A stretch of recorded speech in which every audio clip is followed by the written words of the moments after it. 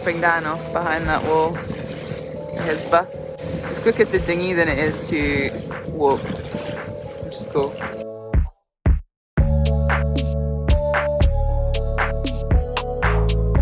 So just the two of us again. Which it always feels weird when people leave because you're like, oh, the holiday's over? Because they obviously come and they're kind of on holidays, so that makes us be on holiday a little bit. And then now they're gone, it's like, whoa, look at all the aspects of our life that we've been neglecting over the last few days. Yeah, and it's definitely resistance to like... getting back into it.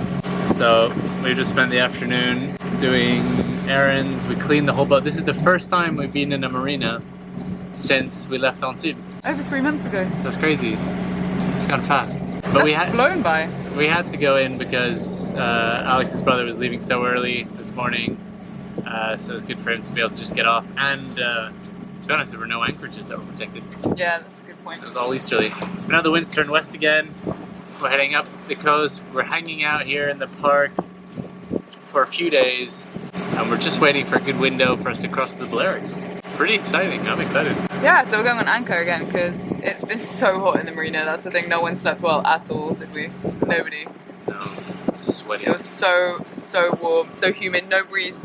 So we're going to enjoy a bit of a sea breeze again. Yeah, and be it able did. to swim in the water again. Yeah.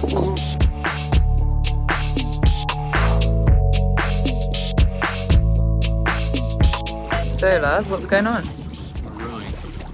Because this guy doesn't work. After he took a bit of a tumble. Yeah. Look how nice the boat looks, right? Look at that. Alright. We are giving Alex a haircut. No pressure. I'm a bit nervous. I mean, there's no real technique to it. I mean, I just That's what's worrying. comb it straight and cut off a bit from the bottom. Okay. I mean, it worked in the past. But the problem is that you've got this striped t-shirt, and I don't know if the lines in the t-shirt are straight. It's going to be hard not to follow them. Here goes nothing. So far, so good. I think. And see, yeah, those lines weren't straight. No, Alex! Oh, sorry.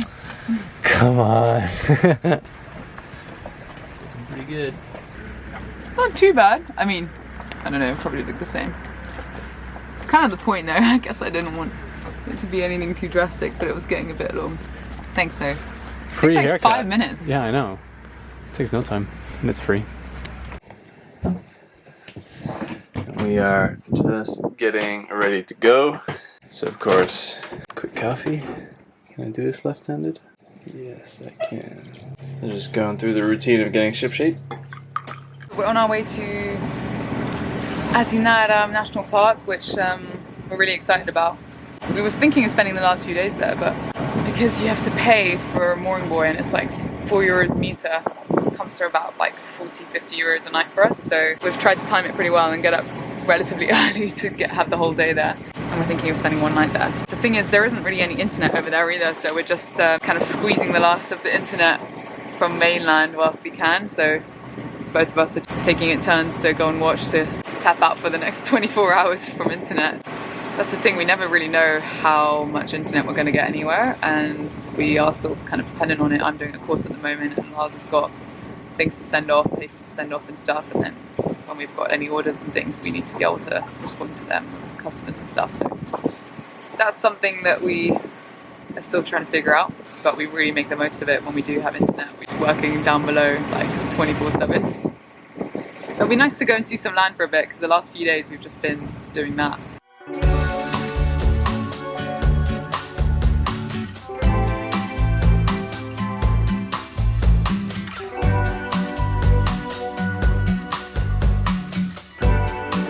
We're going to Cala d'Oliva. We came from down here. This is where we are. Voila. So we got the day ahead of us to go and explore.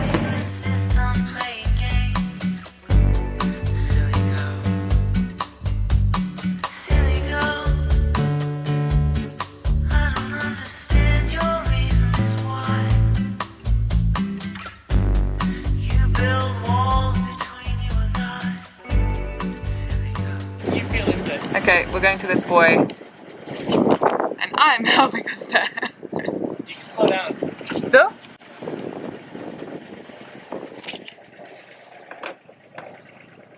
Okay, I'm just ticking over. Okay.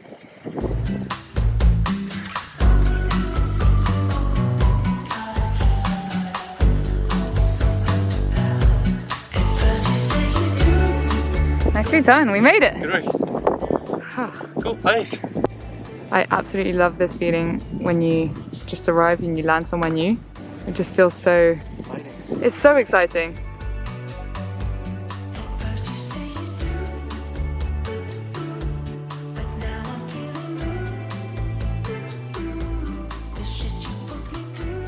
Just draining all the fuel out now instead of just the bottom, just to make sure that it's completely empty of water.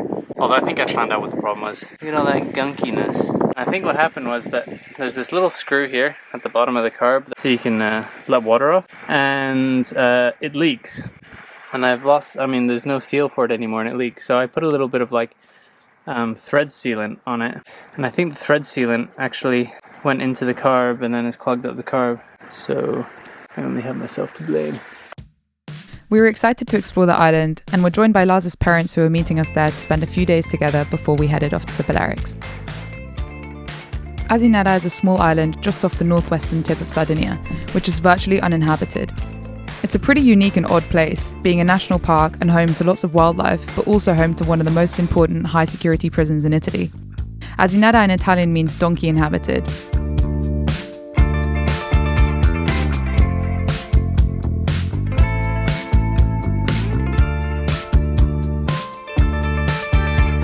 Good in Italy, isn't it? Oh yeah, they do it well. So small. It's like Yeah. one sip and it's over. It's all about the flavor, right? Just getting that boom hit. Asinara's history is super interesting. In the 17th century, a handful of shepherds, farmers and fishermen from Sardinia settled on the island. In 1885, the 100 or so families were forced to leave and return to the Sardinian mainland as the state was buying the island to build a quarantine station for maritime travellers, as well as an agricultural penal colony. Those families who were forced to leave went on to build the town of Stentino that we visited in our last video. There's a whole football course. Football pitch. During the First World War, the island was used as a prison camp for 24,000 Austro-Hungarian soldiers. In the 1970s, the prison was turned into a high-security prison and used to detain high-profile members of the mafia and Italian terrorists. God, that's so spooky. Oh my god. You really like visiting prisons. I love it. I don't know why. I find it just like a whole subworld, you know? To imagine your life like being resorted to this is pretty mad, right? I think it's like a bit of the same reason why you like Master and Commander last night. It's kind of like a whole like subculture, little like micro universe. Yeah, exactly. Prisoners and warders were the only inhabitants of the island for about 110 years, up until the prison was closed in 1997 and the island was established as a national park and nature reserve. In the morning over coffee, threw my heart on the table, told you what I've done in the dark. You felt far away. I was gonna be a shelter, held you while you fell asleep. We were in the back of my car, before you were far away. Now that you see darkness in me, won't you please? It's a warm walk, isn't it, lads? It's pretty hot. It's pretty hot. We didn't bring enough water. No, we didn't. We never do. We just gotta think more than you think. Yeah.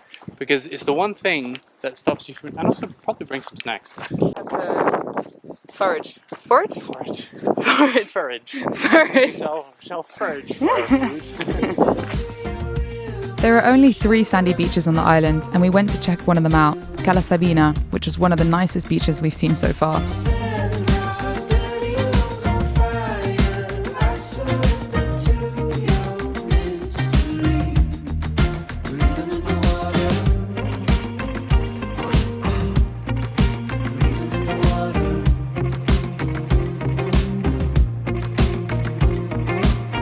I'm a zombie on the sidewalk, stumbled into strangers, thinking about kissing the traffic. God, it'd be so quick. Spiders crawling, I blame the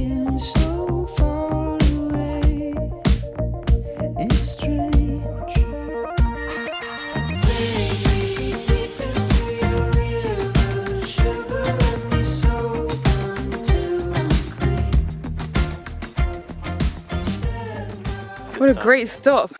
What was it Let's called? still see it. Sabina. Scala Sabina. A little bit of a walk. Great swim. Yeah. Well, it's great, there's nobody there. And now we get to take this trail on the way back in the shade. This is part of what I love about sailing the most, is you kind of arrive in a place, or not sailing, cruising I should say, living on a boat, is that you arrive in a place and you have no idea what to expect. Like, it's not obvious what's there. Like, there's often not detailed guidebooks or whatever, it's all these like random little coves that you find yourself in. Yeah. And then you go ashore with your backpack, with some water and a hat, and you can end up going on an all-day adventure. Yeah, it's true.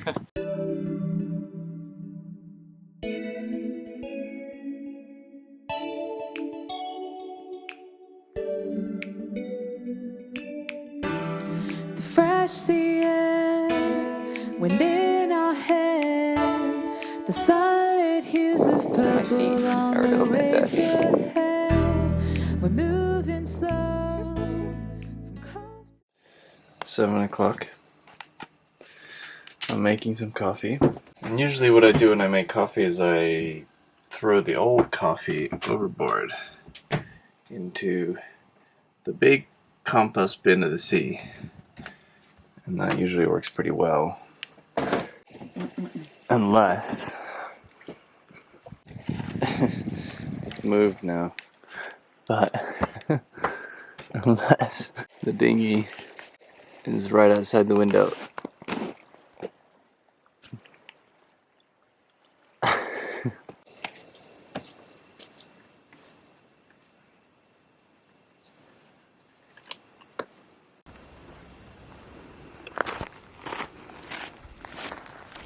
We're heading out there.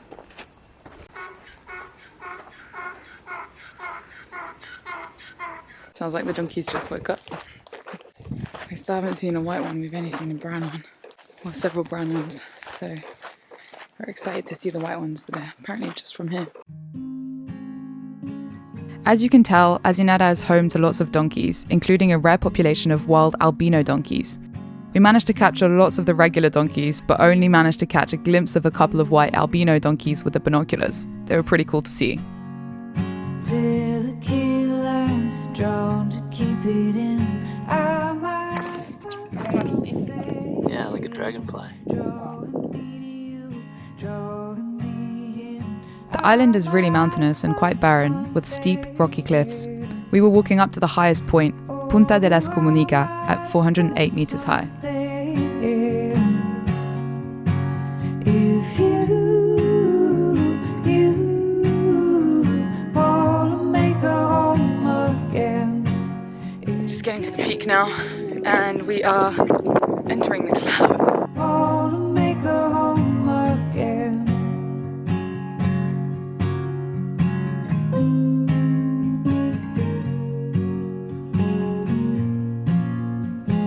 Coffee at the top. This is a pretty handsome trail mix. It is. We've got figs, almonds, and look at those dates.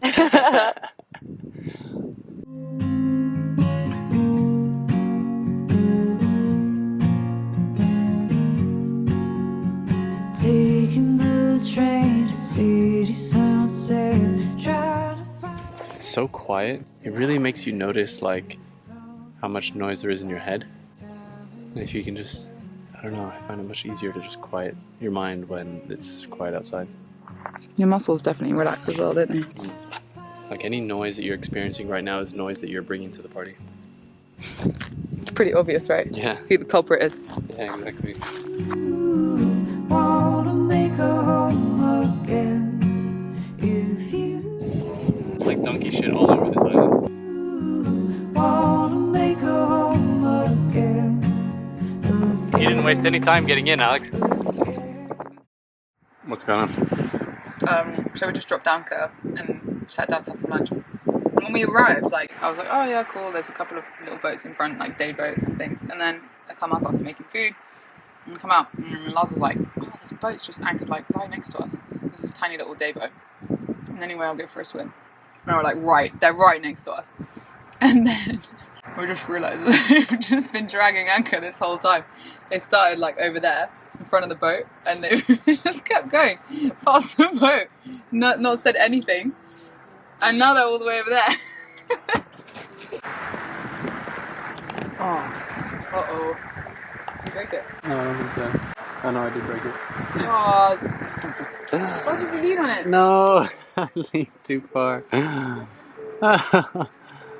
Whoops.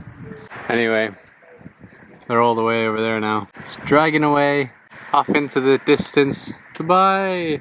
But we only just realised, like, as it all kind of happened. To be honest, we realised when they were right next to the boat, and we were kind of happy for them to drag a little bit further past the boat. They're not right next to us. And Lars kept thinking that they were doing it deliberately. I don't know. I think they might just be chilling there, and they're like, oh, all right. Well, no way. They're not. They just... I don't think they even know. How can you not be aware? I don't know, but people who aren't used to being on the water just don't think about that. But they literally went past our boat. I know, it was really funny. It's just like, they definitely didn't do it deliberately. They're just lying down looking at their phones and stuff. They figured it out. Took them long enough. I mean, they're so far away you can hardly see them. They're up on the bow. What happened? How did we get over here? Weren't we over there like 6 miles away before? We were really mean. Yeah, we're mean. We were keeping an eye on them. Everybody learns their own lessons boating. Some learn the hard way.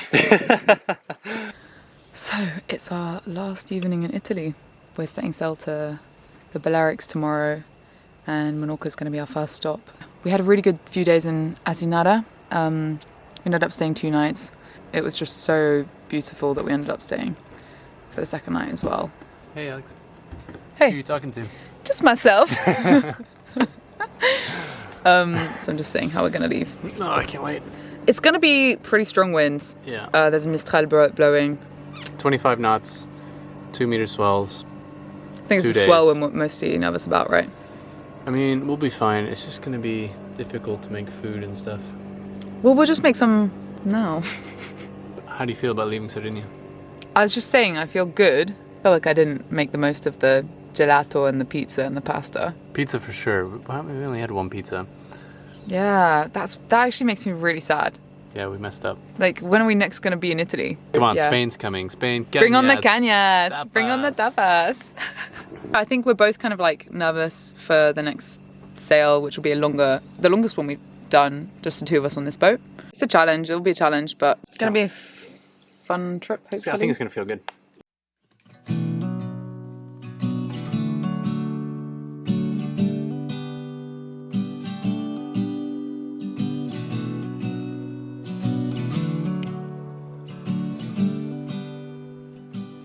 Thanks for watching this far, and see you next time.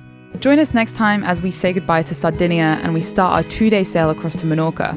It's a sharp contrast to the chilled anchor life we'd grown used to, and we have some rough conditions. We're close-hauled for most of the passage, we get hit by a couple of squalls, we break a piece of the rigging, and overall struggle to get comfortable.